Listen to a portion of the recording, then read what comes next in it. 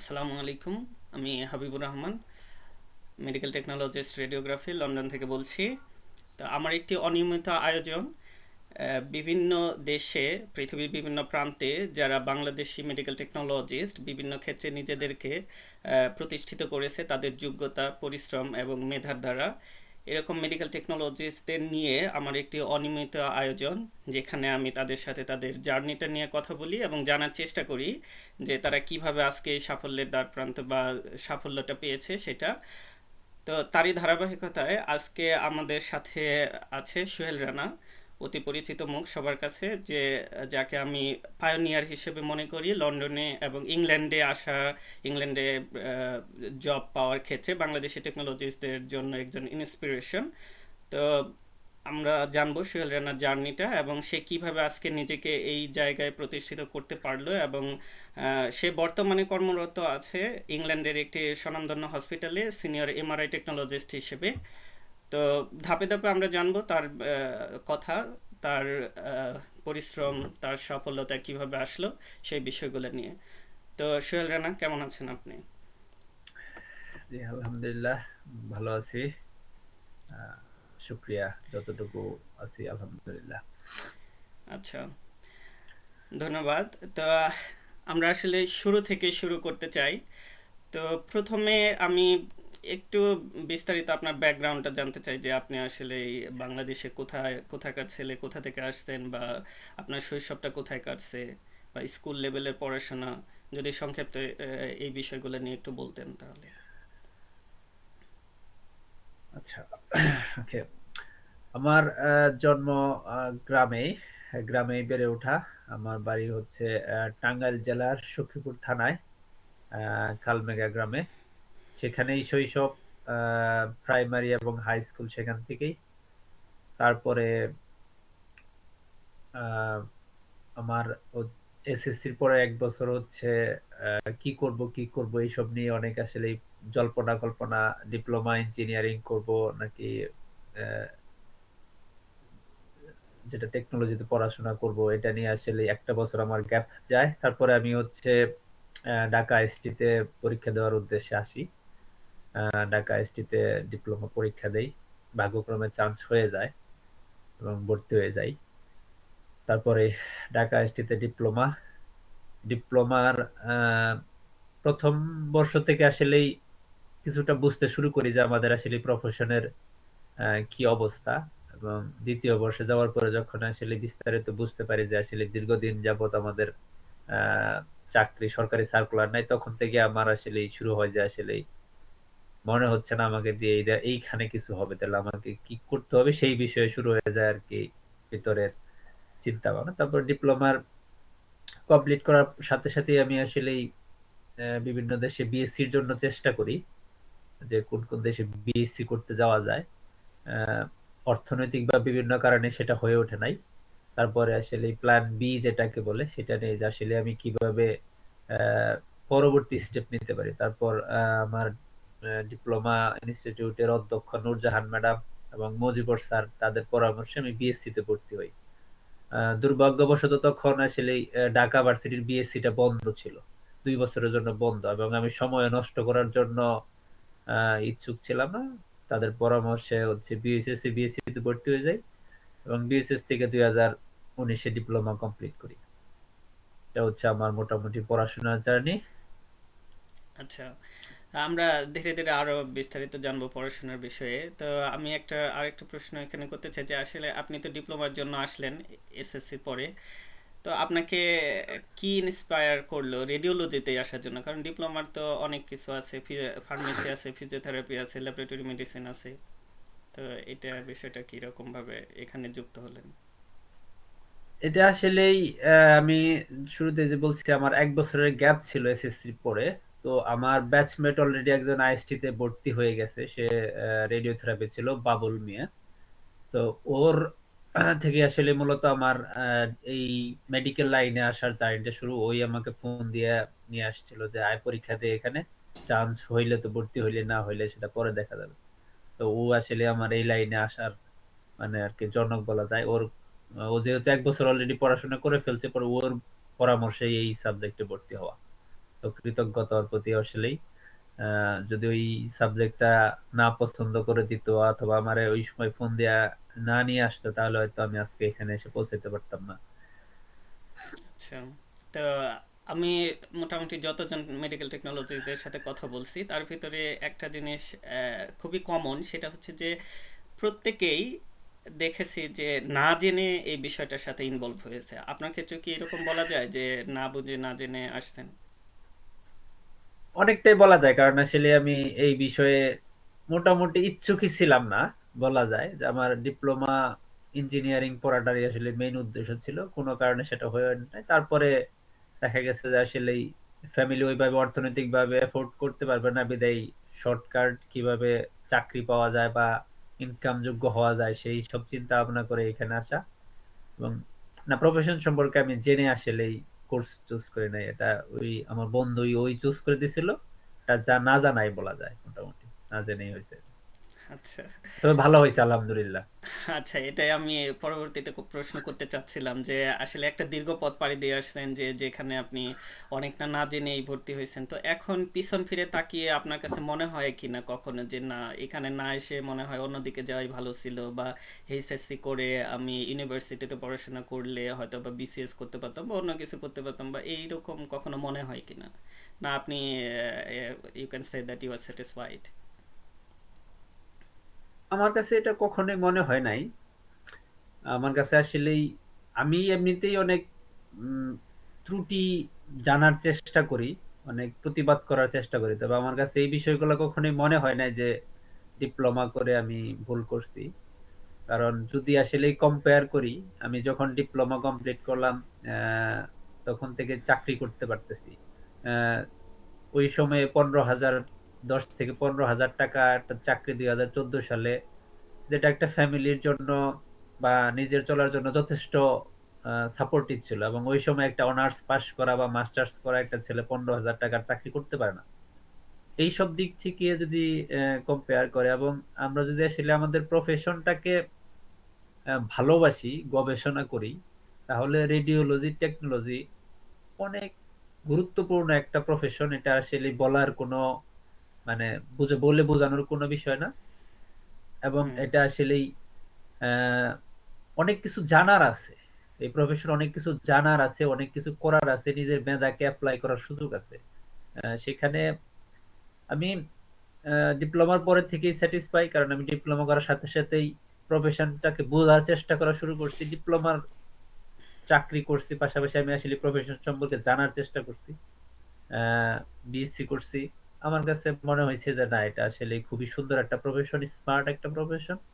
এবং এখানে প্রফেশনাল ডেভেলপমেন্টের অনেক সুযোগ আছে। কেউ যদি চেষ্টা করে তাহলে নিজেকে আসলে অনেক উঁচুতে নিয়ে যাওয়া সম্ভব আমাদের এই সেক্টরটাতে।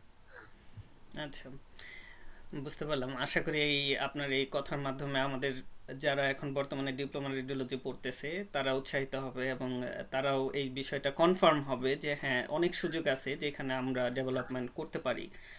তো যেহেতু পড়াশোনা নিয়ে কথা বলতেছি, তো আরেকটা প্রশ্ন করি, সেটা হচ্ছে যে আপনি যেখানে আছেন এখানে তো চাইলে আপনি অনেক কিছু হতে পারবেন, scientist, professor, head of the department, everything is possible here.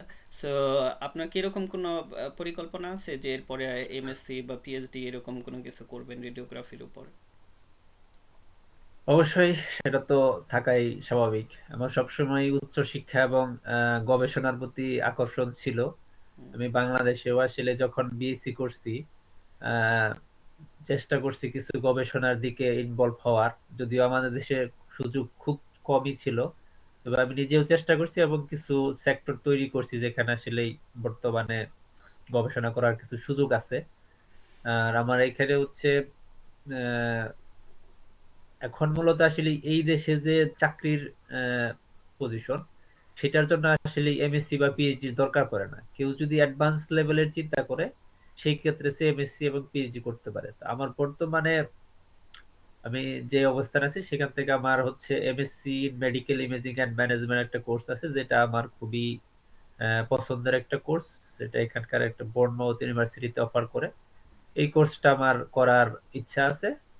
তবে আমার হসপিটাল আমাকে ফান্ড করবে, সেই জন্য আমাকে অপেক্ষা করতে হবে। আমি আমার নিজের ফান্ডে এই মুহূর্তে করতে চাচ্ছি না, বিভিন্ন কারণেই হয়তো আমি এখন করছি, তবে আমি এটা করব অতি 2-1 বছরের মধ্যে আমি এমএসসি কমপ্লিট করব এখান থেকে ইনশাল্লাহ। ইনশাল্লাহ, শুভকামনা রইল আপনার এটার জন্য। তো পড়াশোনা নিয়ে আমরা মোটামুটি একটু কথা বললাম। এখন একটু পড়াশোনা থেকে একটু প্রফেশনালিজমের দিকে ফিরে আসি, যে আপনার আসলে কখন মনে হলো যে নিজেকে আরো বেশি উচ্চতায় নিয়ে যেতে হলে দেশের বাহিরে যাওয়াটা একটা বেটার অপশন হতে পারে, বা আপনি কখন এটা ইনসিকিউর ফিল করলেন নিজেকে, যে আমি বাংলাদেশে যদি এখন থাকি তাহলে হয়তো বা আমার পটেনশিয়াল অনুসারে আমি নিজেকে একটা সার্টেইন লেভেলে নিয়ে যেতে পারবো না, এই অনুভবটা আপনার কখন হইলো, এবং কখন এটাকে আপনি কনভার্ট করলেন যে হ্যাঁ আমার এখন বাইরের দিকে মুভ করা উচিত, তাহলে আমি হয়তো বা নিজেকে একটা খুবই ভালো প্রতিষ্ঠিত জায়গায় নিতে পারবো, এটা কখন অনুভব হলো আপনার কাছে? এটা আমি ছোট করে বলে এসেছি, এটা আসলে আমার ডিপ্লোমার সেকেন্ড ইয়ার থেকে আমার ভিতরে উপলব্ধি শুরু হয়েছে, যখন আসলে আমি দেশের চাকরি এবং অন্যান্য যখন আমি আসলে প্রফেশন সম্পর্কে কিছুটা বোঝা শুরু করলাম, তখন থেকে তো আমি বুঝতে পারতেছি যে আমার দেশে আসলে কি প্র্যাকটিস হচ্ছে, বা আমি কি পড়াশোনা করতেছি কিভাবে। তখন থেকে আমার আন্তর্জাতিক ভাবে আসলে বিভিন্ন দিকে চেষ্টা করা, তখন থেকে আমার কাছে মনে হয়েছে যে এই প্রফেশনে আসলে বাহিরে অনেক সুযোগ আছে। বাহিরে অনেক বড় বড় প্রফেসর হয়, বড় বড় রিসার্চার হচ্ছে, বড় বড় ইউনিভার্সিটিতে বড় বড় লেকচারার হচ্ছে, আহ, অনেক টাকা ইনকাম করতেছে। আমার দেশে এটা সম্ভব হচ্ছে না, এবং আমার দেশের যে সিস্টেম, স্বাস্থ্য সেক্টরের যে সিস্টেমটা, সেখানে আসলেই আমূল একটা পরিবর্তন আসলে কখনো আসবে বলে তখন আমার বিশ্বাস হয় নাই। হয়তো আসতে পারে ভবিষ্যতে, আশা করছি আসবে ইনশাল্লাহ। তখন থেকে আমার কাছে মনে হয়েছে যে না, আসলে এইখানে থেকে আমি এই সেক্টরে আসলে তেমন কিছু করতে পারবো না। আমার আসলে এই জন্য কিভাবে আসলে নিজেকে এখান থেকে বাহিরে নিয়ে যাওয়া যায় বা ভালো কোনো জায়গায় প্রতিষ্ঠিত করা যায়, সেইভাবে কি কি করলে আমি আসলে বাহিরে যেতে পারবো, সেই স্টেপ গুলো আমার আসলে ডিপ্লোমার সেকেন্ড ইয়ার থেকেই আমি শুরু করছি। আহ, পর্যায়ক্রমে হয়তো সময় আমার বেশি লাগছে, দীর্ঘ 6-7 বছর লেগে গেছে বিদেশ আসতে, কিন্তু আমি ডিপ্লোমার সেকেন্ড ইয়ার থেকেই বিষয়টা চেষ্টা শুরু করছিলাম। আচ্ছা। তো যখন আমরা সাধারণত বাংলাদেশে বসে বহির্বিশ্বে যাওয়ার চেষ্টা করি বা উন্নত দেশে যাওয়ার চেষ্টা করি, আমাদের মাথায় অনেকগুলো দেশের নাম ঘুরে, যেমন নিউজিল্যান্ড একটা, অস্ট্রেলিয়া একটা, কানাডা, ইউএসএ। তো আপনার মাথায় কি করে ইউকেটা আসলো, বা পার্টিকুলারলি যদি বলি যে না আপনি অন্য দেশেও চেষ্টা করেছিলেন তারপর ইউকেতে হলো, ইউকেতে আসলেন, এরকম বিষয়টা না, আপনার ফোকাসটাই ছিল ইউকে কেন্দ্রিক শুরু থেকে? আসলে প্রথমে আমার ফোকাস ছিল অনেকগুলা দেশ। আচ্ছা। আহ, সেখান থেকে আসলে চেষ্টার পরে আমি আসলে যখন অনেকগুলা দেশে যখন চেষ্টা করে পথগুলো বোঝার পরে মনে হয়েছে যে না, আসলে কোনটাতে আমি এফোর্ড করতে পারবো, আমি নিজেকে আসলে কোপ করতে পারবো কোন সিস্টেমটাতে। সেখানে 2-3টা সিস্টেম আমি মানে ফাইনাল টার্গেটে দিয়েছিলাম যে এই 2-3টা আমি ডু অর ডাই চেষ্টা করব। সেখান থেকে ইউকে ছিল আমার প্রথম টার্গেট।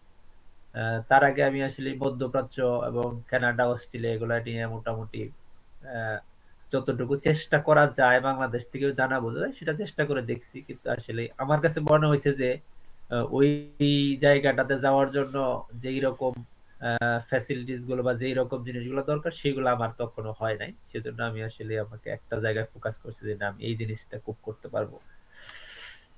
আচ্ছা। ভালো। তো ইংল্যান্ডে যে আসলেন আপনি, এটা তো আসলে একদিন মনে করলাম সকালে ঘুম থেকে উঠে যে ঠিক আছে আমি আজকে ইংল্যান্ডে, বা আমি ইংল্যান্ডেই যাব, আর তারপরের দিন দেখা গেল ফ্লাইটে টিকিট কিনে আমি চলে আসলাম। বিষয়টা তো কখনো এরকম না, কারণ হচ্ছে এটা খুবই একটা, যেটাকে বলে খুবই জটিল একটা পদ্ধতি, এবং অনেক বিষয়গুলা খেয়াল করতে হয়, অনেক ধীরে ধীরে স্টেপ বাই স্টেপ, এবং একটা এফোর্ট দিতে হয়। তো এই ক্ষেত্রে যদি কোনো একজন রেডিওগ্রাফার, বাংলাদেশি রেডিওগ্রাফার যে খুবই এনথুজিয়াস্টিক এবং হার্ডওয়ার্কিং, যে চায় যে ইংল্যান্ডে আসতে, তাহলে যদি এটাকে আমরা ব্রেক ডাউন করি স্টেপ বাই স্টেপ, তাহলে আপনি কিভাবে বলবেন যে প্রথমে কোথা থেকে শুরু করা উচিত?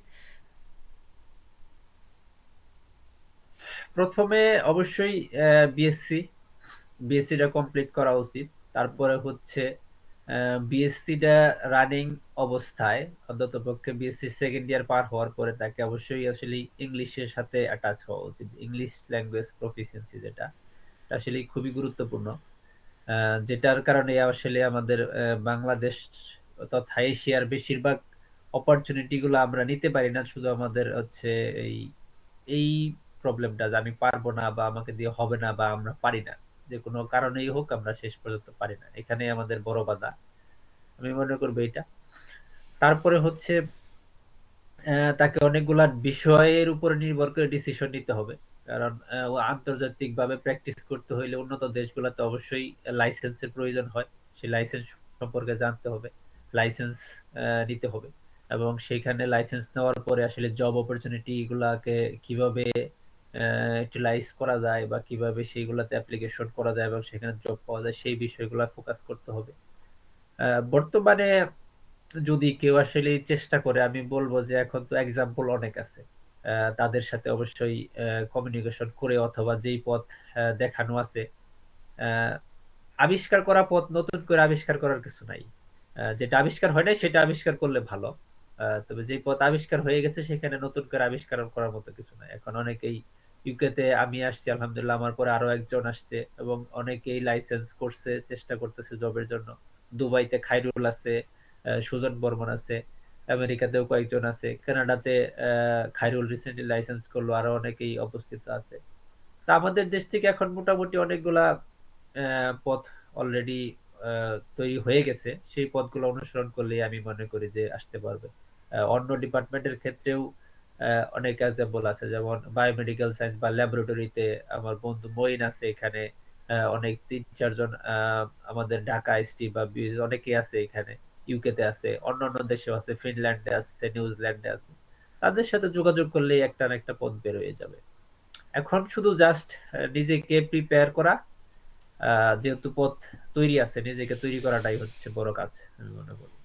হ্যাঁ, বুঝতে পারছি। তার মানে মোটামুটি বলা যায় যে এখন পৃথিবীর যে কয়েকটা উন্নত দেশ আছে এক দাগে প্রথমে যাদের নাম মাথায় আসে সে সব দেশে আমাদের কোনো না কোনো প্রতিনিধি বা মেডিকেল টেকনোলজিস্ট কোনো না কোনোভাবে অ্যাটাচড আছে, এবং সেখানে তারা যদি এই জিনিসগুলো নিয়ে একটু রিসার্চ করে তারা অবশ্যই নিজেরাই অনেক ইনফরমেশন পেয়ে যাবে, এবং চাইলে যারা যেখানে প্রতিষ্ঠিত হয়েছে তাদেরও সাহায্য নিতে পারে। যেমন ইংল্যান্ডে আপনি আছেন, তারপরে দেলোয়ার ভাই আছে, রনি ভাই আছে। তো এদের কাছ থেকে সাহায্য নেওয়া যেতে পারে যদি চায় আর কি।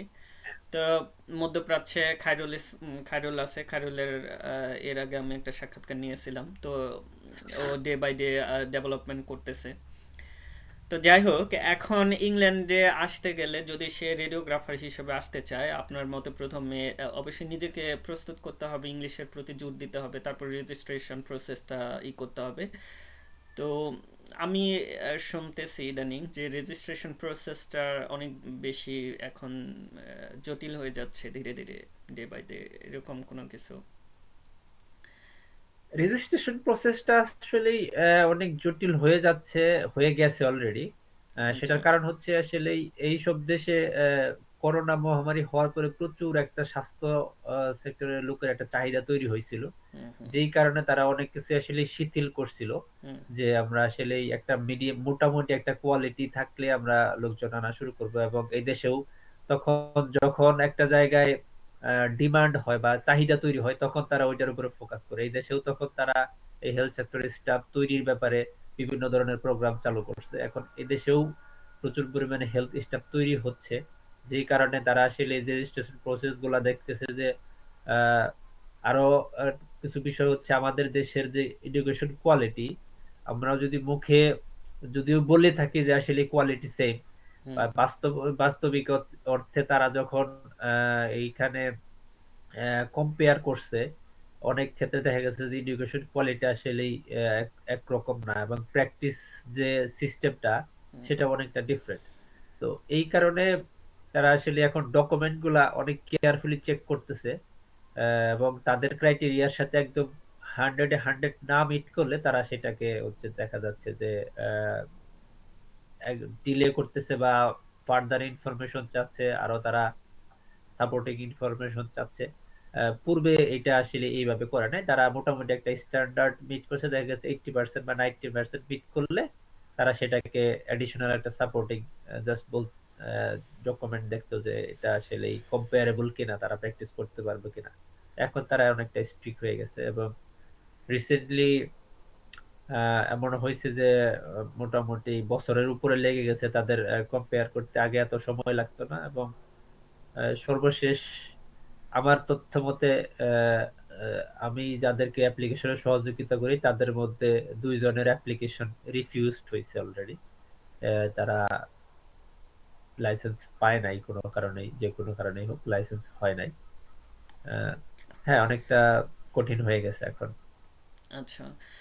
তো যেহেতু আপনি বললেন যে এডুকেশনাল সিস্টেমটার সাথে আমাদের আসলে একটু আমরা যদি এইভাবে বলি যে আমাদের সিলেবাসটা বা আমাদের পড়াশোনার স্টাইলটা একটু ব্যাকডেটেড, আপনি হয়তো এটার সাথে এগ্রি করবেন। যেমন আমি একটা উদাহরণ হিসেবে বলতে পারি, যেহেতু আমি বিএসসি করছি এবং ঢাকা ইউনিভার্সিটির আন্ডারে, আমি এটা অবশ্যই গর্বের সাথে বলি যে আমি ফার্স্ট ব্যাচে ছিলাম, আমি ফার্স্ট ব্যাচের স্টুডেন্ট ছিলাম। তো ওখানে আমরা প্রসিডিওরের মধ্যে একটা প্রসিডিওর পড়তাম ওসিজি, এবং এটা কোশ্চেনেও আসতো। আমরা ইউনিভার্সিটিতে যখন পরীক্ষা দিতাম তখন এটা আমাদেরকে লিখতে হইতো, প্রসিডিওর ওসিজি, ওরাল কোলিসিস্টোগ্রাফি, যেটা যেটা এখন আর কোথাও হয় কিনা পৃথিবীর কোথাও আমি জানি না। এটা একটা হিস্টোরিক্যাল ইভেন্টের মতন হয়ে গেছে যে হ্যাঁ, ওসিজি একসময় করা হতো, কিন্তু আলট্রাসাউন্ডের ডেভেলপমেন্টের পরে এখন আর ওসিজির প্রয়োজন হয় না। তো এই জিনিসটাকে আপনি কিভাবে দেখবেন যে সিলেবাসটাকে আসলে এই যে যখন তৈরি করা হয়েছিল তখন হয়তো বা যা শুধু, যেহেতু এই জিনিসটাকে ফার্দার করা উচিত ছিল, যেহেতু বিএসসি করা উচিত ছিল, সেহেতু কোনো রকম এটা তৈরি করছে, এখন এখনো কি সেটা যুগোপযোগী কিনা? মানে আপনার কাছে এই বিষয়টা কেমন মনে হয়? সিলেবাসটাও তো আপনার এইচসিপিসি কে দিতে হয়, তাই না? সিলেবাসটাও দিতে হয়। হ্যাঁ, সিলেবাসটা দিতে হয়। হুম। এটা আসলে বৃহৎ হিস্টোরি। আমাদের দেশের স্বাস্থ্য ব্যবস্থা একটা নির্দিষ্ট লেভেলের জনগণের কাছে হচ্ছে জিম্মি। তারা সবসময় চায় যে এখানে আহ যাই হোক, এটা সবাই জানে, বলার মতো তেমন কিছু নাই। সেজন্য আসলে আমাদের সিলেবাসটাকে ওইভাবে প্রপার ভাবে তৈরি করা হয় না বা করতে দেওয়া হয় না।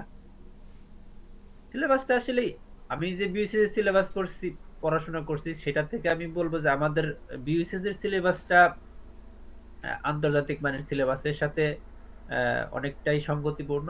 তারপরেও কিছু ডেভেলপ দরকার। তবে সিলেবাসে যতটুকু আছে সেটা যদি আসলেই তার আমাদের দেশে যদি তার 50% ইমপ্লিমেন্ট করা যেত তাহলে সবচেয়ে ভালো হতো। যেটা হচ্ছে সিলেবাসে শুধু পড়ানো হয় মুখস্থ। এই দেশের পড়াশোনার সিস্টেমটা আপনি ভালো জানবেন, কারণ যেহেতু আপনি পড়াশোনা করতেছেন। এই দেশের পড়াশোনার সিস্টেমটা আসলেই গড়বাঁধা মুখস্থ বিদ্যা না। যেটা এই দেশের, যেই কারণে ওরা কম্পারিজন যখন করতে যায় তখন দেখে আসলে একটা স্টুডেন্টকে একটা ইনফরমেশন দিতে বললে, তাদেরকে যখন কিছু একটা নোট বা এসে লিখতে বলে, তারা সেই মুখস্থ বিদ্যাটা লিখে ফেলে এবং তারা খুব দ্রুতই বুঝে যায় যে এটা মুখস্থ বিদ্যা বা এটা সে আহ কোনো জায়গা থেকে কপি করে লিখছে। এটা তার মাথার ভিতরের বিদ্যা না, এটা খুব দ্রুতই বোঝা যায়। যেই কারণে আমাদের এডুকেশনের সাথে আসলে এরা কম্পারিজন করতে গেলে দ্রুতই বুঝে ফেলেছে না এটা আসলে কম্পারেবল বা এরকম পর্যাপ্ত পড়াশোনা হয় নাই। বুঝতে পারছি। তো আচ্ছা, তো এখানে আমাদের আসলে বেশ কিছু সংস্কার দরকার। তো যাই হোক, হয়তো বা ভবিষ্যতে হবে, এই বিষয়গুলো যুগোপযোগী হবে সেই আশা করি আমরা। এখন আপনার জার্নিতে আমরা একটু ফেরত আসি, যে আপনি এইচসিপিসি রেজিস্ট্রেশন করলেন, তারপরে তো আপনার জার্নি শুরু হলো নতুন একটা, যে এনএইচএস জব, ন্যাশনাল হেলথ সার্ভিসের জব পাওয়া। এটা বাংলাদেশে বসে থেকে এখানে জব ম্যানেজ করা বিষয়টা অনেকটা সাত সমুদ্র তেরো নদী এই একটা নৌকা দিয়ে পাড়ি দেওয়ার মতনই অবস্থা। তো এইচসিপিসি রেজিস্ট্রেশনকে আপনি এই টোটাল ইংল্যান্ডে শিফট করা, এই এনএসএস জব পাওয়া, এটাকে যদি আমরা টোটাল 100 মার্ক দেই, 100 মার্কের ভিতরে এইচসিপিসি কে আপনি কত পার্সেন্ট ধরবেন, এবং এনএসএ জব পাওয়াটাকে কত পার্সেন্ট ধরবেন? হিসিবিসি কে আমি ধরবো, আহ, বলবো যে 10%। জাস্ট আপনি পুরা প্রসিডিউরে 10% কমপ্লিট করছেন, 90% এখনো বাকি। কারণ আসলেই আহ, এই দেশের লাইসেন্স, আমাদের দেশ থেকে লাইসেন্স পাওয়াকে আমরা অনেক বড় করে দেখলেও এই দেশের লাইসেন্স পাওয়া মানে আপনি চাকরিতে অ্যাপ্লিকেশন করার যোগ্য হলেন। বা বাংলাদেশে যেটা ডিপ্লোমা পাস করলেন বা বিএসসি পাস করলেন, আপনি চাকরিতে অ্যাপ্লিকেশন করার যোগ্য হয়েছেন, এতটুকু যাচ্ছি। এর বাইরে কিছু না। নিজেকে প্রমাণ করার বা নিজেকে আসলেই যাচাই করার জায়গাটা হলো জব জব ক্ষেত্রে, সেখানেই হচ্ছে যে মেইন চ্যালেঞ্জ। এবং সেই জায়গাটাতেই আমরা অনেক বেশি ডিফিকাল্টি ফেস করছি বা আহ, আমি নিজেও অনেক ডিফিকাল্টি ফেস করছি এবং যারা এখন চেষ্টা করতেছে তারাও সবচেয়ে ডিফিকাল্টি এখানে ফেস করতেছে। কারণ বাংলাদেশের বা আমাদের যে সিস্টেম সেটা হচ্ছে সিভি নিয়ে গেলাম, আপনার ইন্টারভিউ এর জন্য ডাকলো। এখন যদি অনেকটা পরিবর্তন হইতেছে, কিছুটা প্রাইভেট সেক্টরে কিছুটা হচ্ছে, কিন্তু 10% পরিবর্তন হয়েছে, তার বেশি না। তো এই দেশে জবের যে আবেদনের ব্যবস্থাটা, সেখানে আপনি জব আবেদন করলেই ইন্টারভিউ এর জন্য ডাক আসবে না, আর ইন্টারভিউ হইলেই আপনি চাকরি পাবেন না। এখানে অনেক যে সিস্টেম গুলা মেনটেন করা হয়, সেখানে আসলে মানে নিজেকে যাচাই করা বা প্রপার ওয়েতে যাওয়ার একটা বিষয়। তো আমি বলবো যে জব পাওয়ার পুরো বিষয়টাকে 90% চ্যালেঞ্জ ধরা যায়, এইসিপিসি পাওয়াকে 10% ধরতে পারে। আচ্ছা, তো এখন বাংলাদেশে যারা এইচসিপিসি রেজিস্টার্ড অলরেডি, ভ্যালিড রেজিস্ট্রেশন নিয়ে উইথাউট রেস্ট্রিকশন ও কন্ডিশনস যারা আছে, যারা চেষ্টা করতেছে এবং ভবিষ্যতে যারা তাকিয়ে আছে বা তারা যারা চেষ্টা করতে চায়, তাদের ক্ষেত্রে কিভাবে আপনি পরামর্শ দিবেন যে এইচসিপিসি রেজিস্ট্রেশনটা পেলো, এখন সে কিভাবে নিজেকে প্রিপেয়ার করবে এনএসএস জবে ঢোকার জন্য, বা ওখান থেকে অ্যাপ্লিকেশন প্রসেসগুলা? আপনি জানেন যে এটা খুবই একটা টায়ারিং একটা প্রসেস, কারণ দীর্ঘ সময় এটা নিয়ে বসে থাকতে হয়, অনেক কিছু ভাবতে হয়। তো আপনি এটা সাজেশন দিতে বললে কিভাবে কি বলবেন? সাজেশন দিতে বললে আমি আসলে সাজেশন দেওয়ার চেষ্টা করি, যারা আমার সাথে কানেক্টেড আছে আমি চেষ্টা করি তাদেরকে হেল্প করার। হুম। যদিও হয়তো বা হেল্প সম্পূর্ণ করতে পারি না, তবে আমি চেষ্টা করি। তবে আহ, এটা শুধু মূল কথা হচ্ছে তাকে নিজেকে আগে প্রিপেয়ার হইতে হবে। ধরেন আমি হয়তো একবার দুইবার বলে দিলাম, তিনবার বলে দিলাম, চারবার বলে দিলাম, একটা অ্যাপ্লিকেশন, দুইটা অ্যাপ্লিকেশন, 10টা অ্যাপ্লিকেশন দেখে দিলাম, লিখে দিলাম, এটাতে আসলে কিছু আসেও না যায়ও না। আহ, আমি এরকম হয়েছে যে আরেকজনের হয়ে অ্যাপ্লিকেশন কইরা দেখছি তাতে অ্যাপ্লিকেশন শর্ট লিস্টেড হয়েছে, আহ, কিন্তু ইন্টারভিউতে যা দেখা গেছে যে সে আহ, ওইরকম ভাবে ফলপ্রসূ রেজাল্ট আনতে পারে নাই। তারপরেও আমি তারা অনেক ডেভেলপ করছে বা করতেছে।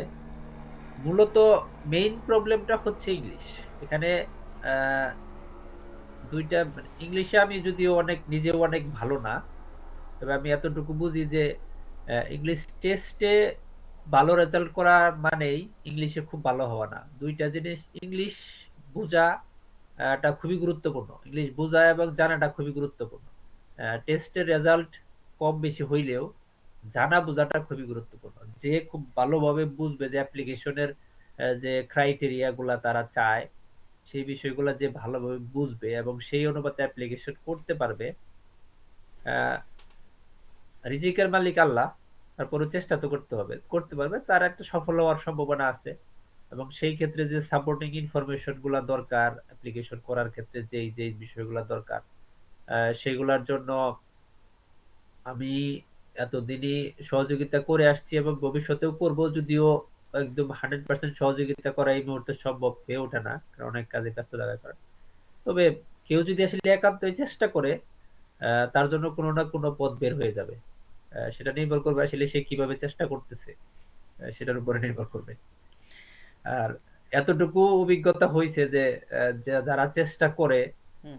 তাদের মেসেজের ধরন দেখলে আমি বুঝতে পারি যে আসলে সে কতটুকু চেষ্টা করতেছে। এটা আমার মানে করতে করতে হয়ে গেছে, আমি বুঝতে পারি যে সে আসলে কোন লেভেলে আছে, তাকে কোন জায়গায় সাপোর্ট দরকার বা সে সাপোর্ট কিভাবে দিতে পারবে। বুঝতে পারছি।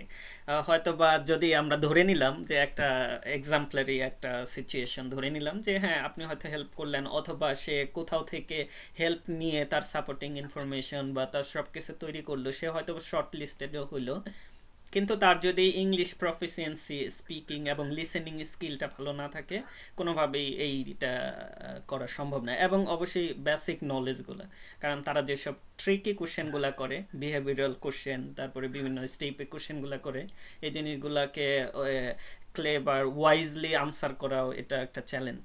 তো সেটার ভিতর দিয়ে আপনি গিয়েছেন, আপনি যেহেতু একজন সাকসেসফুল ক্যান্ডিডেট এবং আপনি এখন জব করতেছেন, তো ভালো। এখন আপনাকে একটা ফানি প্রশ্ন বলতে পারেন, সেটা হচ্ছে যে আপনি তো বাংলাদেশে বেশ কয়েক জায়গায় জব করছেন এবং মোটামুটি স্বনামধন্য প্রতিষ্ঠান বাংলাদেশে যেসব ছিল সেগুলোতে জব করছেন, আপনি সিটি এমআরআই বা এইসব মডালিটিতে কাজ করছেন, এখন আপনি এনএসএস এ জব করতেছেন। তো দুটার মধ্যে বেসিক পার্থক্য কি? যদি 2-3 কথায় বলতে বলি যে একবারে কিভাবে বলবেন? বেসিক পার্থক্য হচ্ছে টেকনোলজি তো সব জায়গায় সেম, সিটি হুম, এমআরআই মেশিন সব জায়গায় সেম। পার্থক্যটা প্রথমত বলবো ব্যবস্থাপনা। এদের যে ব্যবস্থাপনা সেটার সাথে আমাদের দেশের পার্থক্য। আর দ্বিতীয় পার্থক্যটা হচ্ছে সম্মানের। হুম, এখানে এই দেশে মানুষের প্রত্যেকটা প্রফেশনকে যে যার মতো যথোপযুক্ত সম্মান করে, এবং একজন ক্লিনারেরও এখানে পর্যাপ্ত সম্মান আছে। এটা হচ্ছে আমি আমার দিক থেকে মনে করি যে এখানে সবচেয়ে বড় প্রাউডের বিষয় হচ্ছে এখানে সবাই সবাইকে সম্মান করে, হুম। এবং এদের ব্যবস্থাপনাটা অনেক ভালো, যেখানে কোনো আহ, সরাসরি কোনো দুর্নীতির ব্যবস্থা নাই, যেটা আমাদের দেশে সমস্যার কারণে সমস্যা হয় আর কি। যেই কারণে মূল পার্থক্য আমি বলবো ব্যবস্থাপনা এবং সম্মান, দুইটাই। বুঝতে পারছি। তো মাঝে মাঝে আমি আমার ক্লাসে একটা কথা আমাদের টিচার বলে যে শোনো, মানে ইংলিশে বলে এই জিনিসটা, যে এটা মিনিংটা এরকমই দাঁড়ায় যে শোনো, সব থেকে বেশি ইম্পর্টেন্ট জব কোনটা জানো? ক্লিনারের জব। কারণ ক্লিনার যদি ঠিক মতো ক্লিন না করতো তাহলে তুমি আজকে অসুস্থ হয়ে পড়তো। তো মানে মোট কথা যে তারা এটাই বোঝাচ্ছে যে এখানে তুমি কাউকে ছোট করে দেখতে পারবে না, সবাই ইনক্লুসিভ। এখানে সে হায়ার আর কি মেনটেন, মানে এইভাবে তুমি যদি সেই উপর থেকে নিচ পর্যন্ত দেখো, এভরিওয়ান ইজ ইকুয়াল। লাইক এরকম একটা সিচুয়েশন এই দেশে অবস্থান করে, যেটা অবশ্যই সবার জন্য খুবই ভালো। কারণ হচ্ছে সবাই নিজেকে ভ্যালিউড ফিল করে জব করার ক্ষেত্রে, সেটা একজন ক্লিনার হোক, সেটা একজন ম্যানেজার হোক। এবং জব আপনিও করতেছেন, আমিও করতেছি। তো এখানে একটা জিনিস আমি খেয়াল করছি, বিষয়টা আপনি খেয়াল করছেন কিনা, যে অবশ্যই খেয়াল করে থাকবেন, সেটা হচ্ছে যে যেমন আমাদের, যখন আমি বাংলাদেশে বিভিন্ন অর্গানাইজেশনে কাজ করতাম, আমার যদি সিনিয়র কেউ আসতো, রেডিওলজিস্ট কেউ আসতো বা অথবা অন্য কোনো ডিপার্টমেন্টের প্রফেসর আসতো, তখন আমি কি করতাম, আর এখন আমার হসপিটালের ম্যানেজার অথবা ডিরেক্টর অথবা যে কেউ আসলে আমি মানে, এটা আমার আমার না, আপনার সিচুয়েশনটা কি হয় আপনি একটু বলতেন যদি। বাংলাদেশে একটা জায়গায় আপনি কাজ করতেছেন, ধরেন এমআরআই মেশিনে আপনি একটা প্রোটোকল সেট দিচ্ছেন, এর মধ্যে ম্যানেজার চলে আসলো, আপনার সিচুয়েশন আর এখন আপনার হসপিটালের সুপারিনটেন্ডেন্ট আসলে কি করেন আপনি, তখন কি করতেন? এটা তো মানে আকাশ জমিন পার্থক্য, সেটা আপনি নিজেও জানেন। বাংলাদেশে তো আসলে চেয়ার ছেড়ে দিয়ে দাঁড়ায় তাকে সম্মান করতো, এখানে আসলেই আহ ছোট্ট একটা এক্সাম্পল দেই। আমি হচ্ছে আমার হসপিটালের কোনো প্রতি বছরই অডিট চলে, অডিটের সময় হসপিটালের যে ডিরেক্টর, পুরো ট্রাস্ট ট্রাস্ট বলতে এখানে 5টা 6টা হসপিটাল মিলে একটা ট্রাস্ট হয়, এবং এখানে অনেক বড় বড় হসপিটাল, এই হসপিটাল গুলো যারা পরিচালনা করে ডিরেক্টর, তারা আসছে ঘুরতে, দেখতে, এবং যে যা ডিউটি করে। তো আমি আহ, একটা অডিট চলতেছে, ক্লিনার হচ্ছে তার কাজ শেষ করে বসে আছে, সামনে দিয়ে হচ্ছে এই ক্লিনার হচ্ছে যে ক্লিন করার পরে তো হচ্ছে সে একটা ইয়া ওয়েটেড একটা ইয়া সাইন লাগায় রাখে, এবং সে বসে আছে। ডিরেক্টর ওই দিক দিয়ে যাচ্ছে, ক্লিনার ওখানে বসে আছে, এবং শেষে ডিরেক্টর চলে গেল, বসে ডিরেক্টর তাকে জিজ্ঞেস করলো কেমন আছে কি করতেছে, সে বসে বসে আনসার করলো, এবং ডিরেক্টর চলে গেল। এটা হচ্ছে এই দেশের সিচুয়েশন। এটা হচ্ছে যে একটা পুরা ট্রাস্ট ডিরেক্ট করে, সেও ক্লিনার বসে আছে, তার সাথে এসে কথা বলে, এবং ক্লিনার ওখানে বসেই থাকে। আর আমাদের ক্ষেত্রে তো সেম, এখানে তো কোনো পার্থক্য হলো না, ম্যানেজার আসুক বা যে আসুক, চেয়ার ছাইড়া দিয়া সম্মান, এটাকে তারা সম্মান মনে করে না, এটাকে তারা একটা অপমান মনে করে, যে না তুমি কেন আমাকে চেয়ার ছেড়ে দিলা।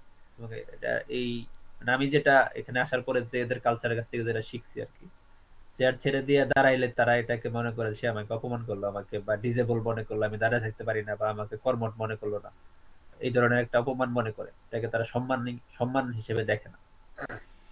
মানে তার সক্ষমতার উপর প্রশ্ন করা হয় এরকম মনে করে? এরকম মনে করে যে না আমাকে সে চেয়ার ছেড়ে দিল, বা এটা এইভাবে কেউ অ্যাকসেপ্ট করে না। আচ্ছা, তো আরেকটা প্রশ্ন করি, সেটা হচ্ছে যে আপনি বাংলাদেশে ম্যানেজারকে কি বলে ডাকতেন, আর এখানে আপনার ডিপার্টমেন্টের হেড অথবা ম্যানেজারকে কি বলে ডাকেন? এটা বড় একটা কালচারাল ডিফারেন্ট। এটা আসলে ওইভাবেও এই দেশে ম্যানেজারকে, এই দেশে তো সবাই নাম ধরে ডাকাটাকে মানে প্রিফার করে, এখানে নাম ধরে ডাকাটাই হচ্ছে প্রিফারেবল, অন্য কোনো কিছু বলে ডাকার আসলে সুযোগ নাই, সবাই সবার নাম ধরে ডাকে। বাংলাদেশে তো স্যার বলে ডাকতে হয়, এটা মানে স্বাভাবিক, স্যার ডাকতে হয়, এটা ডিফারেন্ট। বাট এই দেশে সবাই সবাইকে নাম ধরে ডাকে, ম্যানেজার হোক বা যেই হোক, সবাই সবাইকে নাম ধরে ডাকে। আচ্ছা। তা আমার আসলে এই প্রশ্নগুলো করার উদ্দেশ্য এটা ছিল না যে আমি কোনো একটা সিস্টেমকে ছোট করব বা কোনো একটা সিস্টেমকে ক্রিটিসাইজ করব। আমি প্রশ্নটা করার উদ্দেশ্যটা এটা ছিল যে এটা দেখানো যে এরা যে inclusive environment, culture, diversified environment এবং কোলাবোরেটিভ এনভায়রনমেন্ট বলতে যেটা বোঝায় এটা সত্যিকারের সেটাই। এবং এরা এরা শুধু মুখে বলে না যে আমরা একটা collaborative, inclusive, diversified environment process করি। এরা শুধু এটা লিখে বা বলেই বোঝায় না, এরা এই জিনিসটাকে কার্যত পরিণত করে।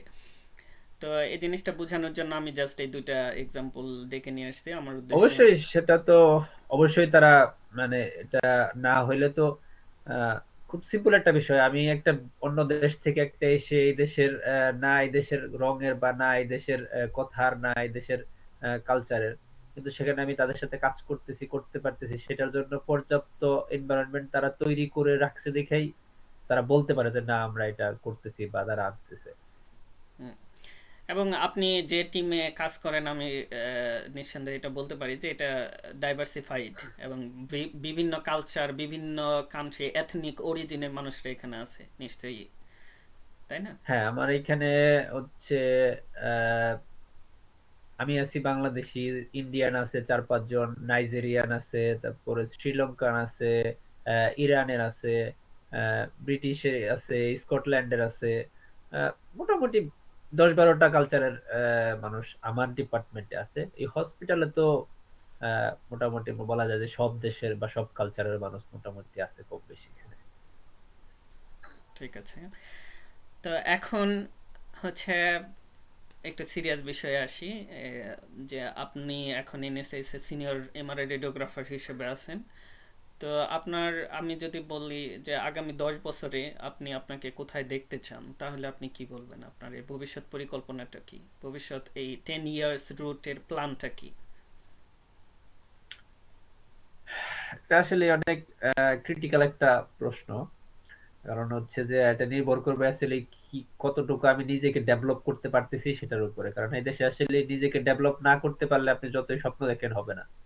তো আমার স্বপ্ন আছে, আহ, আমি যেহেতু আহ, আগে থেকেই হয়তো একটু মানুষের সাথে মিশতে বেশি পছন্দ করি, সেই ক্ষেত্রে আমার স্বপ্ন আছে কিছু আহ, গবেষণামূলক কিছু কাজ করার এবং গবেষণার দিকে যাওয়ার, রেডিওলজির বিষয়ে গবেষণা এবং এখানে কিছু লিডারশিপ পজিশন গুলা থাকে সেই দিকে আমার চিন্তা ভাবনা আছে।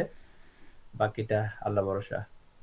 আচ্ছা, আপনার জন্য শুভকামনা রইল যাতে আল্লাহ তাআলা আপনার ভবিষ্যৎ পরিকল্পনাগুলো পূরণ করেন।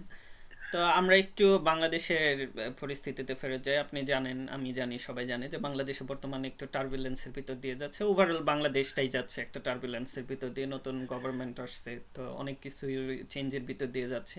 এর মাঝখানে আমাদের মেডিকেল টেকনোলজিস্টরা তাদের ন্যায্য এবং যুক্তিসঙ্গত দাবির জন্য তারা রাস্তায় নেমেছে এবং তারা তাদের জায়গা থেকে আন্দোলন করতেছে। তো এই আন্দোলনে নিঃসন্দেহে একজন বাংলাদেশী হিসেবে আমাদের সবার সমর্থন আছে। তো আপনি এই আন্দোলনটাকে কিভাবে দেখেন, বা কিভাবে এটাকে আরো বেগবান করা যায় বা অথবা যুক্তিযুক্ত করা যায়, এবং আমাদের দাবিগুলো বা বাংলাদেশি যারা রেডিওগ্রাফার বা মেডিকেল টেকনোলজিস্ট অন্যান্য সেক্টরে আছে তাদের ন্যায্য দাবিগুলো কিভাবে গভর্নমেন্টের কাছ থেকে আদায় করা যায় বা করা যায়, এরকম আপনার কোনো প্ল্যান আছে কিনা? আহ, আমার আসলে প্ল্যান বলতে আমি আন্দোলনের 2010 সাল থেকে এই পর্যন্ত যতগুলো আন্দোলন হয়েছে প্রত্যক্ষ বা পরোক্ষভাবে আমি সবসময় সহযোগিতা করার চেষ্টা করছি। যেই দল বা যেই নেতৃত্ব দিক তাদেরকে আমি সমর্থন দেওয়ার চেষ্টা করছি। বর্তমান সময়ে আন্দোলনের সাথে শুরু থেকে আমি চেষ্টা করতেছি আন্দোলনকে ত্বরান্বিত করার, এবং আমার এখান থেকে আসলে যতটুকু করা সম্ভব আহ, সেটা আমি করার সর্বোচ্চ করার চেষ্টা করতেছি এবং আরো করব। আমি ব্যাচ ভিত্তিক একটা প্রোগ্রাম চালু করছি, তারপরে হচ্ছে পার্সোনালি তো সবার সাথে যতটুকু সম্ভব যোগাযোগ করি। এখানে আন্দোলনে আসলে সফল বিফলের কিছু নাই, আমাদের তো দাবি আমাদের করতেই হবে, যতদিন পর্যন্ত আদায় না হবে ততদিন পর্যন্ত করতে হবে। এটা আমি সবসময় বিশ্বাস করি, কারণ এর বাইরে তার কোনো সুযোগ নাই। আহ, হুম। সেটাই এখন বর্তমান গভর্নমেন্ট বা আগামীকালকে তো মনে হয় যে উপদেষ্টার সাথে বসবে। তবে আমি আন্দোলনের সাথে আছি, সর্বোচ্চ সহযোগিতা করার চেষ্টা করতেছি। আমি এখান থেকে যতটুকু পারি অনলাইনে প্রচার প্রচারণা করে এবং পার্সোনালি যোগাযোগ করে আমাদের মধ্যে তো সবারই চাওয়া যে আন্দোলনটা সফল হোক। সেটা আমি চেষ্টা করতেছি। আচ্ছা। এবং আমি মনে করব যে যারা যেখানেই থাকি না কেন, দলমত নির্বিশেষে সবারই উচিত যৌক্তিক দাবিগুলোতে সমর্থন দেওয়া। হুম। এবং আমরা যদি রাজনীতি, যেটা একটা বড় একটা পরিবর্তন হলো আহ জুলাইয়ের আন্দোলনের মাধ্যমে, আন্দোলনের যে পরিবর্তন হওয়ার কথা ছিল, যদিও আমাদের মন মানসিকতা এখনো কোনো ধরনের পরিবর্তন হয় নাই, তো মন মানসিকতার পরিবর্তনটা করাটা অনেক জরুরি। যে আমরা আসলে প্রফেশনের জন্য কাজ করব, সেখানে রাজনীতিকে সবার ঊর্ধ্বে না নিয়ে আমরা জাতির জন্য যে কাজটা সবার ঊর্ধ্বে যায় সেটাই করা উচিত আমি মনে করি।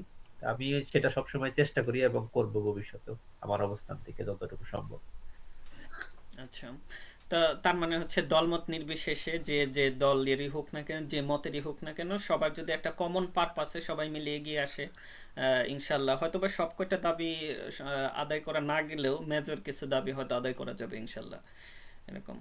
আর সেটা এটা। আমার আমার বিশ্বাস সেটাই, কারণ হুম। হচ্ছে যে আপনি রাজনীতি করার জন্য তো যার যার দল আছে, হুম। যে যে রাজনীতি করে তার প্রত্যেকটা দল আছে, সে সেখানে রাজনীতি করুক। তো এখানে হুম। আসলেই এখানে অনেক একটু সময় বেশি হয়ে যেতে পারে, যেমন হচ্ছে প্রফেশনাল অর্গানাইজেশন আর রাজনৈতিক অর্গানাইজেশনের মধ্যে যে পার্থক্য, হুম। সেটা আমাদের দেশের বিশেষ করে টেকনোলজিদের মধ্যে আমার কাছে মনে হয় না এখনো কেউ জিনিসটা বুঝতে পারছে। কারণ প্রফেশনাল অর্গানাইজেশনের যে অর্গানোগ্রাম বা যেইভাবে চলতে হয়, যেই বিষয়গুলো জানতে হয়, এবং রাজনৈতিক অর্গানাইজেশনের যে কিছু করতে, সেটার সাথে আকাশ এবং পাতাল পার্থক্য। প্রফেশনাল অর্গানাইজেশনের অনেক দায়িত্ব, অনেক কাজ, আহ, যেগুলা করলে একজন মানুষ একটা অর্গানাইজেশনের দায়িত্ব নিলেই সে সেটা শেষ করতে পারবে না। এই দায়িত্বগুলো আসলেই এতটাই গুরুত্বপূর্ণ বা এতটাই আর আমরা দায়িত্ব নেওয়ার জন্য অনেক বেশি চেষ্টা করি। প্রফেশনালের সাথে রাজনীতিটা আসলেই ওইভাবে ওতপ্রোতভাবে জড়িয়ে পড়লে সেটা কখনোই প্রফেশন আর থাকে না, যেই কারণে আমাদের প্রফেশনের অতটা ডেভেলপমেন্ট হয় নাই। আর একটা প্রফেশনাল অর্গানাইজেশন কিভাবে চালাইতে হয় সেই বিষয়ে আমাদের আমাদের আরো গবেষণা করতে হবে, যে আসলে আমরা কিভাবে প্রফেশনকে ডেভেলপ করতে পারি। সেখানে দলমত, রাজনীতি সবকিছুর ঊর্ধ্বে গিয়ে ঐক্যবদ্ধ হইতে হবে, তাহলে আমাদের আসলে প্রফেশনের উন্নয়ন সম্ভব, তাছাড়া কখনোই সম্ভব না। তার মানে হচ্ছে যে প্রফেশন বিষয়টা তো একটু প্রফেশনালিজম গ্রো করে, এটা ভিন্ন জিনিস। আর রাজনীতি করে এটা তার পার্সোনাল বিলিফ, একজন ব্যক্তির নিজস্ব পার্সোনাল মতাদর্শ, সেটার সাথে দুইটাকে গুলিয়ে না ফেলেই ভালো। আমার কাছে তাই মনে হয়, তবে হ্যাঁ। এটা এক একজনের এক এক রকম চিন্তা। আচ্ছা। তো প্রফেশনাল অর্গানাইজেশনের কথা বললেন আপনি, তো আমাদের বাংলাদেশে রেডিওগ্রাফারদের জন্য বা রেডিওলজিক টেকনোলজিস্টদের জন্য সব থেকে বড় প্রফেশনাল অর্গানাইজেশন যদি আমরা ধরি, নিঃসন্দেহে বারিট সেটা রেডিওগ্রাফারদের জন্য। তো বারিটের নতুন একটা তৈরি হয়েছে, কমিটি তৈরি হয়েছে সম্প্রতি, তো কনভেনশনের মাধ্যমে, সেটা আপনিও জানেন। তো নতুন বারিট নিয়ে আপনার কি প্রত্যাশা বা আপনার সাজেশন কিভাবে? আমার প্রত্যাশা সবসময় অনেক বেশি। আহ, যখন থেকে আসলে প্রফেশন সম্পর্কে বোঝা শুরু করছি তখন থেকেই প্রফেশনাল অর্গানাইজেশন গুলোর সাথে আসলেই কাজ করার চেষ্টা করছি। বারিট আসলেই এত সুন্দর একটা গুরুত্বপূর্ণ প্ল্যাটফর্ম। শুধুমাত্র বারিট যদি চায়, এবং চায় বলতে বারিট যদি সুন্দরভাবে পরিচালনা করা যায়, তাহলে আমাদের রেডিওলজি প্রফেশনকে উন্নত বিশ্বের সাথে কম্পেয়ার করে প্রফেশন তৈরি করতে 2 থেকে 3 বছরের মধ্যে বেশি সময় লাগবে না। 2 থেকে 3 বছরের মধ্যে আমাদের রেডিওলজি প্রফেশনকে একদম একটা উন্নত বিশ্বের প্রফেশনের সাথে মানে সম লেভেলে নিয়ে যাওয়া সম্ভব, যদি প্রপার ওয়েতে কাজ করা যায়। আর বর্তমান যে কমিটি, বাজেটের কমিটি, এটা দলমত রাজনীতির ঐক্যমতের ভিত্তিতে হয়েছে। এবং এখানে আসলে যারা দায়িত্বে আছে তারা সবাই যোগ্য ব্যক্তি, অনেক মানে তাদের অনেক যোগ্যতা আছে বা তারা অনেক কাজ করে অভিজ্ঞ। কিন্তু এখন মূল প্রশ্ন হচ্ছে আসলে আমরা এই অভিজ্ঞতাটাকে আমাদের কাজে লাগাতে পারি না। এটাই হচ্ছে আমাদের সমস্যা, মানে কাজে লাগাতে পারি না বা কাজে লাগানো হয় না, কোনো কারণে আমাদের কাজে লাগানো হয় না। তবে আমি তারপরেও অনেক আশাবাদী যে কিছু তরুণ লোক এই কমিটিতে আছে, সংযুক্ত হয়েছে, যেমন সালেহ নাবিদিন ভাই আছে, মোজাম্মেল হোসেন রাসেল আছে, তারপরে হচ্ছে সাইফুল ভাই আছে, তারপরে ছাত্র প্রতিনিধি আছে, আসাদ আছে, বা যারা আসলে বর্তমানে আহ, খুবই অ্যাক্টিভ কিছু লোক এটাতে আছে। আহ, যদি তারা চায় কাজ করে, আসলে একটা সংগঠন তো শুধু প্রেসিডেন্ট সেক্রেটারির উপরে ভর করে কোনো জায়গায় পৌঁছায় না। একটা সংগঠন নির্ভর করে তার কর্মীরা আসলে কতটুকু দক্ষ। যে এই সংগঠনের কর্মী সবচেয়ে দক্ষ, সেই সংগঠন ততটাই উপরে যাবে আর কি। তো যারা কর্মী আছে তারা ভালো কাজ করবে। আমি এখান থেকে আহ বলবো যে আমি আছি, যদি আমি কোনোভাবে বাড়িতে সহযোগিতায় বা কোনোভাবে কাজ করতে পারি, আমি সেখানে সবসময় প্রস্তুত আছি কাজ করার জন্য। আগেও ছিলাম, এখনো আছি। তারা যদি মনে করে যে ইন্টারন্যাশনাল কোনো প্ল্যাটফর্মে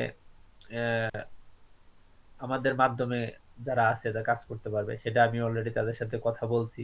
সালেহিন আবেদিন ভাই আছে শিক্ষা বিষয়ক সম্পাদক, উনি শিক্ষা নিয়ে ভালো কাজ করছে, তার সাথে আমার নিয়মিত যোগাযোগ হয়। রাসেল আছে, মোজাম্মেল হোসেন রাসেল, তার সাথেও আমার যোগাযোগ হয়। আমার আহ, এই সংগঠন নিয়ে আমারও আসলে নিজেও অনেক স্বপ্ন ছিল যে এই সংগঠন একটা, যেমন পৃথিবীতে বড় বড় দেশগুলা, ইউকে তে বলি এসওআর, সোসাইটি অফ রেডিওগ্রাফি যারা আছে, হুম। এরা আসলে কত সুন্দর একটা প্ল্যাটফর্ম তৈরি করে রাখছে। আমাদের বাড়ির এরকম একটা প্ল্যাটফর্ম তৈরি করার সুযোগ আছে, যদি আমরা সঠিকভাবে কাজ করতে পারি। তো আমরা ভালো কিছু প্রত্যাশা করি। মোফাজ্জল স্যারের মতন বিজ্ঞ এবং প্রাজ্ঞ ব্যক্তি বাড়িটার হাল ধরছেন, আশা করি বাড়িটি এগিয়ে যাবে এবং ভালো কিছু করবে। তো যেহেতু আপনি হয়তো এইখানে জানেন। আমি একটা কথা অ্যাড করে নেই, সেটা হচ্ছে মোফাজ্জল ভাই এবং মঞ্জু ভাই দুইজনেই, হুম। তারা আসলেই এই বাড়িটার শুরু থেকে আছে তারা, এবং বিভিন্ন ভাবে তারা সাংগঠনিক লোক। তারা জানে আসলে কি করতে হবে, কোন হুম। জায়গায় কি করতে হবে। তারা যেই কাজগুলার দিক নির্দেশনা দেয় সেই অনুযায়ী যদি বাকিরা কাজ করতে পারে, তো বাড়ির আসলে তার মানে সোনালী দিন যেটা, সেটা নিয়ে আসা সম্ভব।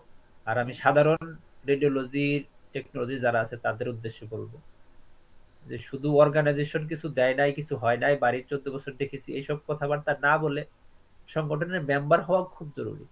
এই দেশে আমি আসছি, এসওআর এর মেম্বার হয়েছি, কেউ আমার কাছ পর্যন্ত খুঁজও নেয় নাই, কিন্তু আমি তাকে প্রতি মাসে বাংলাদেশি টাকায় প্রায় 4 থেকে 5 হাজার টাকা তাকে প্রতি মাসে আমার ফি আমার অ্যাকাউন্ট থেকে কেটে নিয়ে যায়। তো এদেশের সংগঠনের একটা নির্দিষ্ট কাঠামো আছে, সবাই এখান থেকে আমরা পার্সোনাল সুবিধা পাই না, কিন্তু তারপরেও সবাই এই সংগঠনের সদস্য, এবং সবাই প্রতি মাসে তাদেরকে একটা ফি দেয়। আমিও বলবো যে যদি আজকে বাড়িটার মেম্বার সংখ্যা 10,000 থাকে, তাহলে কিন্তু যে কোনো জায়গায় দাঁড়াইলে নিজেদের ভিতরেও করবে যে আমার 10,000 মেম্বার আছে, 10,000 মেম্বারের জন্য আমার নিজেরও একটা কিছু করতে হবে, দায়িত্ব আছে, রেসপন্সিবিলিটি আছে। এগুলো হুম। নিয়ে আমি মনে করি যে বিতর্ক বেশি সৃষ্টি না করে সবাই সংগঠনের মেম্বার হোক, সদস্য হোক, সদস্য হয়ে সংগঠনের মতামত দিক, সংগঠনের কাজের জন্য নিজেদেরকে নিয়ে আসুক, সমালোচনা করুক। হুম। সমালোচনাটাই সুন্দরভাবে করা যায়, হুম। সমালোচনা সবসময় মানে গালিগালাজ করে করতে হবে এমন না, সমালোচনা করার অনেক সুন্দর পথ আছে। সমালোচনা না করেন, সমস্যা কি? সুন্দর গঠনমূলক সমালোচনা করেন, সদস্য হন, সদস্য হয়ে বলেন যে আমি এই এই অধিকার চাই। সদস্য না হয়ে বাইরে থেকে লাফালাফি করে তো লাভ নাই যে না আমি সদস্যই না, আমি খালি বাড়িটির সুবিধা চাই, তা তো হবে না। হুম। তার মানে হচ্ছে যে বিষয়টাকে আমরা এইভাবে দেখতে পারি যে বাড়ির বা কোনো একটা অর্গানাইজেশন আমাকে কি দিল সেটা না হয়ে, যে আমি আমার পেশার জন্য, পেশার উন্নয়নের জন্য আমি কি অবদান রাখলাম সেটার দিকে দেখি, আত্মসমালোচনার দিকে আমরা তাকাই। তাই বিষয়টা এরকম হলে মনে হয় ভালো হয় নাকি? অনেকটাই এরকম। হুম। সংগঠন সংগঠন অবশ্যই দেখতে হবে কি দিছে, তবে আমি সংগঠনের সদস্যই হইলাম না, সংগঠনের জন্য কোনো কাজই করলাম না, আমি শুধু হুম। চাই যে আমার সংগঠন আমাকে চাকরি দিয়ে যাক, সংগঠন আমাকে আমি তো নিজে যোগ্য হই নাই। নিজে কিসের যোগ্য হয়েছি সেটা আগে যদি একবারের জন্য, এটা আমাদের দেশের বা আমাদের যে আমাদের টেকনোলজি প্রত্যেক নিজে যদি খেলে শুধু একবার চিন্তা করে যে না আমি আসলে কিসের যোগ্য হয়েছি, হুম। আমি যে চাচ্ছি আমি কিসের যোগ্য হয়েছি, নিজেকে কোন জায়গায় নিতে পারছি যোগ্যতা অনুযায়ী, তাহলেই অ্যান্সার পাওয়া যাবে, সকল উত্তর সে নিজেই পাওয়া যাবে, তাকে আর উত্তর দিতে হবে না। সেলফ অ্যানালাইসিস করলে ভালো হয়। তো এসওআর এর কথা যেটা বলছিলেন যে হয়তো বা এসওআর ওইভাবে আপনার খোঁজ বা পার্সোনালি করতেছে না, কিন্তু আপনি যখন পড়াশোনা করতে যাবেন বা কোনো আর্টিকেল করতে যাবেন, তখন আপনি এসওআর এর কিন্তু অনেক রিসোর্স আছে ফ্রি, যে এটা এসওআর মেম্বারদের জন্য। এবং হচ্ছে অনেক কোর্স আছে অনলাইনে যেগুলো আপনার খুবই গুরুত্বপূর্ণ কোর্স, এগুলাও আপনি চাইলে করতে পারবেন এজ এ মেম্বার, আপনি এগুলোর অ্যাক্সেস পাবেন। না, আমি যেটা বলতে চাইছি সেটা হচ্ছে, যেমন হুম। আমাদের বাড়িটির লোক থাকলে কেউ আসলো না, আমার খোঁজ নিল না, বিষয়টা বলবে। আচ্ছা, এসো আর আচ্ছা। আমার খোঁজ নেয় নাই বলতে এটা না যে আমাকে সে, হ্যাঁ, প্রতি মাসে সে তাদের প্রতি মাসের যে রিসার্চ গুলো, আর্টিকেল গুলো বের হয় সেগুলো আমার বাসায় চলে আসে। হুম, তাদের যে কোর্স গুলো আসে সবগুলোর ইমেল আমার কাছে আসে। হুম, আমি অনেকগুলো এসআর ফ্রি কোর্স করতেছি। মানে এটা মানে এটা এই কথা দ্বারা আমি এটা বুঝাইতে চাইছি যে হুম, এসবার আইসা আমাকে কেউ বলে নাই যে তুমি আমার মেম্বার হও, তুমি আমাকে এটা করো, তুমি ওইটা করো, তুমি এটা করো না, এটা কেউ এসে বলে নাই। তার সাংগঠনিক গতিতে সে চলতেছে, সবাই হুম, তার মেম্বার হচ্ছে, যার যার সুবিধা সে সে বুঝে নিচ্ছে। এসবার অনেক কোর্স আছে, অনেকেই করে না। হুম, আমি করছি, আমি অনেকগুলা করছি এবং আরেকগুলা প্ল্যানে আছে যেগুলো আমি করব, আমি মনে করি যেগুলো আমার দরকার। হুম। সিপিডির ক্ষেত্রে হয়তো এই কোর্সগুলোকে আপনি দেখাতে পারবেন যখন সিপিডি পোর্টফোলিও দেখাতে গেলে কোর্সগুলো। তো আমরা মোটামুটি অনেক দীর্ঘ সময় কথা বললাম, তো এখন আমি যদি একটু কনক্লুশনের দিকে আসি, তো আপনি বাংলাদেশি রেডিওগ্রাফার এবং মেডিকেল টেকনোলজিস্ট অন্যান্য যারা আছে ল্যাবরেটরি মেডিসিন যারা আসলে চায় যে নিজেদেরকে একটা অনন্য উচ্চতায় নিয়ে যেতে বা ভালো কোথাও প্রতিষ্ঠিত করতে, তাহলে আপনি তাদের জন্য কি মেসেজ দিবেন বা কি পরামর্শ দিবেন? আমি বলবো যে প্রফেশনকে ভালোবাসেন, প্রফেশন সম্পর্কে জানেন। এই দুইটা জিনিস করলেই সে নিজেকে আসলে এই অনুন্নত উচ্চতা নিয়ে যেতে পারবে, যখন তার জ্ঞান প্রফেশনে পর্যাপ্ত জায়গায় পৌঁছাবে এবং যখন সে মনে করবে যে না, আমার জ্ঞান এই জায়গায় আমি বিকশিত করতে পারতেছি না, তাহলে আমাকে এখন এখান থেকে অন্য জায়গায় যাইতে হবে। যাওয়ার জন্য কি কি করতে হবে সেটা সে অটোমেটিক জেনে যাবে বা বুঝে যাবে। তাকে প্রথমে ডিসিশন নিতে হবে যে আমি প্রফেশনকে ভালোবাসবো, প্রফেশন সম্পর্কে জানবো, এবং জানার পরে আমি যদি দেশের বাইরে যেতে চাই, আহ, এই যাওয়ার জন্য আসলে আমাকে কতটুকু যোগ্য হইতে হবে এটা তাকে নিজেকেই মানে সেই যোগ্যতায় নিতে হবে। তার আগ পর্যন্ত সে যেতে পারবে না। ঠিক আছে, তো এখন আমরা জানি যে বরাবরই আপনি সবাইকে হেল্প করে আসেন, এবং আমি যাদের সাথেই কথা বলি কোনো না কোনো ভাবেই যারা বিদেশে আছে আপনি চলে আসেন পার্সোনালি আলাদাভাবে কথা বলতেও, কথা প্রসঙ্গে আপনার কথা চলেই আসে সবারইতে। তো তারপরেও আমি, যেহেতু এটা একটা ইন্টারভিউ, সেহেতু আমি জিজ্ঞেস করছি অফিসিয়ালি যে আপনাকে কেউ যদি বাংলাদেশ থেকে অ্যাপ্রোচ করতে চায় তাহলে কিভাবে অ্যাপ্রোচ করবে, এবং আপনি তারা হেল্প করলে আপনার ক্ষেত্রে কিভাবে তাদেরকে হেল্প করা সম্ভব বা কতটুকু করা সম্ভব বাংলাদেশে কোনো টেকনোলজি। এটা আসলেই আমি প্রথমে একবার বলেছি, ওটা আসলে নির্ভর করবে সে কি ধরনের হেল্প চায় সেটার উপরে। হুম, এখন আমি তো তাকে চাকরি দিতে পারবো না, এটা আমার হুম, পক্ষে সম্ভব না। হুম, আমার পক্ষে সম্ভব আসলে কিভাবে লাইসেন্স করতে হয় প্রসেস বলে দেওয়া, লাইসেন্সের ক্ষেত্রে যেই যেই বিষয়গুলো জানতে হয় সেগুলো জানানো, চাকরির ক্ষেত্রে কিভাবে অ্যাপ্লিকেশন করতে হয় সেই বিষয়গুলো জানানো, এবং চাকরি অ্যাপ্লিকেশন করার পরে ইন্টারভিউ দেওয়ার ক্ষেত্রে কি কি ধরনের প্রশ্নের সম্মুখীন হইতে হয়, কি ধরনের প্রশ্ন আসে, সেই বিষয়গুলোর মাধ্যমে আমি হেল্প করতে পারবো, এবং এগুলো আমি কন্টিনিউয়াসলি করি ইনশাল্লাহ। আহ, চাকরি, এই লাইসেন্স অ্যাপ্লিকেশন থেকে শুরু করে জব অ্যাপ্লিকেশনের যেই যেই বিষয়গুলো থাকে আমি আমার সর্বোচ্চ হেল্প করার চেষ্টা করি। যে কেউ চাইলে আমাকে অ্যাপ্রোচ করতে পারে, ফেসবুকে পারে, যে কোনো ভাবে, যেহেতু অনলাইনটাই প্রধান মাধ্যম, হুম, অফলাইনে আসলে খুবই ডিফিকাল্ট, নাম্বারে ফোন দেওয়া, সময় মিলানো ডিফিকাল্ট, অনলাইনেই তারা আমার সাথে যোগাযোগ করতে পারে। আমি মোটামুটি যে কোনো অপরিচিত পরিচিত রেসপন্স করি, আমার রেসপন্সে আমার তেমন কোনো প্রবলেম নাই। আহ, হয়তো একটু সময় লাগতে পারে, এটা স্বাভাবিক, নগদে রেসপন্স নাও করতে পারি। কথা বলতে চাইলে আমি সময় দিয়ে দিই তাদেরকে যে আমি কোন দিন কথা বলতে পারবো। এটা এতটুকুই, আমি সহযোগিতা করার চেষ্টা করব যতটুকু সম্ভব আর কি। ইনশাল্লাহ। তো অসংখ্য ধন্যবাদ আপনাকে আপনার এই মূল্যবান বক্তব্য দেওয়ার জন্য। আশা করি এইসব কথাগুলো শুনে বাংলাদেশে যারা মেডিকেল টেকনোলজিস্ট আছেন, যারা সত্যিকার অর্থেই নিজের পরিবর্তন চান, পেশাগত পরিবর্তন, এবং নিজের প্রফেশনালি নিজেকে ডেভেলপ করতে চান, তাদেরকে হেল্প করার উদ্দেশ্যেই আমার এই আয়োজনগুলো। আশা করি তারা এখান থেকে তথ্য পেয়ে উপকৃত হবে এবং নিজেরা উৎসাহিত হবে আরও বড় কোনো কিছু করার জন্য, এবং সেখানে প্রয়োজনে যতটুকু হেল্প লাগে আপনি আছেন, আমি আছি, সোহেল রনি ভাই আছেন, বিভিন্ন জনে বিভিন্ন জায়গায় আছে, খায়রুল আছেন মিডল ইস্টে, তো সবাই আশা করি হেল্প করবে। এবং আমরা রেডি আছি হেল্প করার জন্য। তো আপনারা যদি সত্যিকার পক্ষেই জানতে চান এবং সত্যিকার পক্ষেই এই জিনিসগুলো নিয়ে কাজ করতে চান এবং নিজেকে ডেভেলপ করতে চান, আসতে চান, তাহলে আমরা রেডি আছি হেল্প করার জন্য। সোহেল রানা রেডি আছে, আমি রেডি আছি। তবে এইখানে আপনার ইনফরমেশন দরকার 100%, সেখানে আপনি অন্তত রিসার্চ করে 80% ইনফরমেশন নিজে নিয়ে আসেন, 20% ইনফরমেশনের জন্য আমাদের কাছে আসেন, যেটা ডিফিকাল্ট। আর যেটা হয় কি যে মানুষ একজন আমার সাথে হয়তো বা 1 ঘন্টা 1.5 ঘন্টা কথা বললো, আদৌ সে কখনো এরপরে আর কোনো ইনিশিয়েটিভই নিবে না, মধ্যে থেকে আমার 1.5 ঘন্টার সময়টা নষ্ট করে দিল সে।